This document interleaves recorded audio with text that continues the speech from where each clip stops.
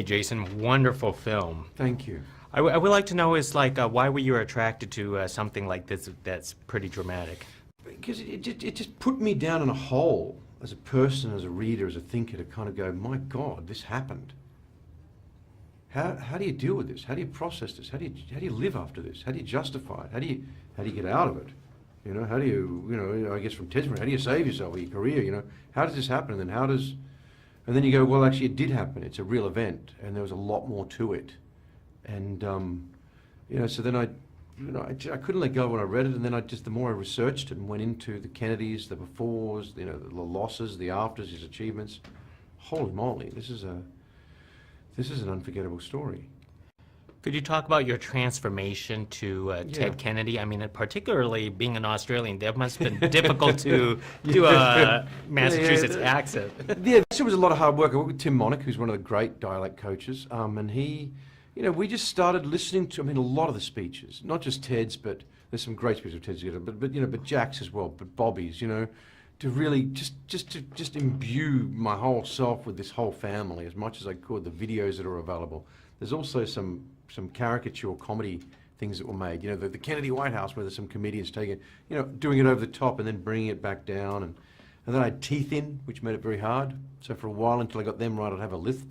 I'd be talking Chappaquiddick like that, and then we'd eventually file them down. Yeah. And they'd speak to it, and then, a wig, some weight, some, physical characteristics, and then a lot of research. Did you have to gain a little bit of weight for the role? I think about between 15 to 20 pounds. Yeah, Ted was athletic. There's a picture of him playing football. He's solid. Making a big storm, but he's not in shape because he almost died in a plane accident. He had a bad back, and he was a politician. So it was enough to kind of you could see that Ted could have been an athlete, but didn't have that kind of discipline. What was your research project on Ted Kennedy? He's probably somebody that was unfamiliar to you before, right? Yeah, I knew of him. I'd actually met him on a boat.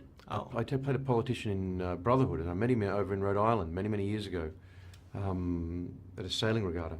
And I was always very impressed with him as a person. I saw him in 2008, the year Barack won. I'd seen his speech, his when he conceded to Carter at the Democratic National Convention, the Dream Lives On, where it started. So I knew of him. There was so much more that I didn't know in terms of him looking after his brother's children when they died, that his own children had a lot of illness, that that he was baptized at the Vatican, that he was when his father was ambassador to London during the war.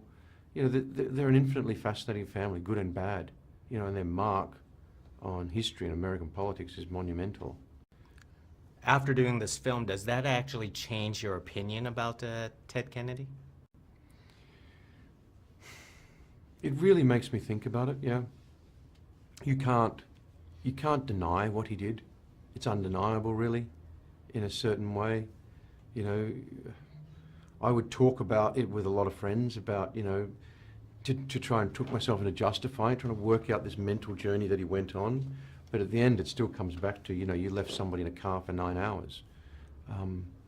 But that's the conundrum with Ted. Then you see what he achieved afterwards. Is this a seminal moment in his life? Is that forgivable?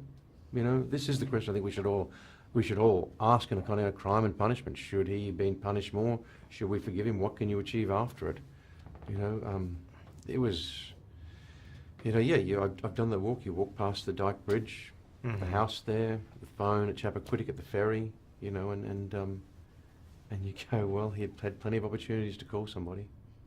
That's true.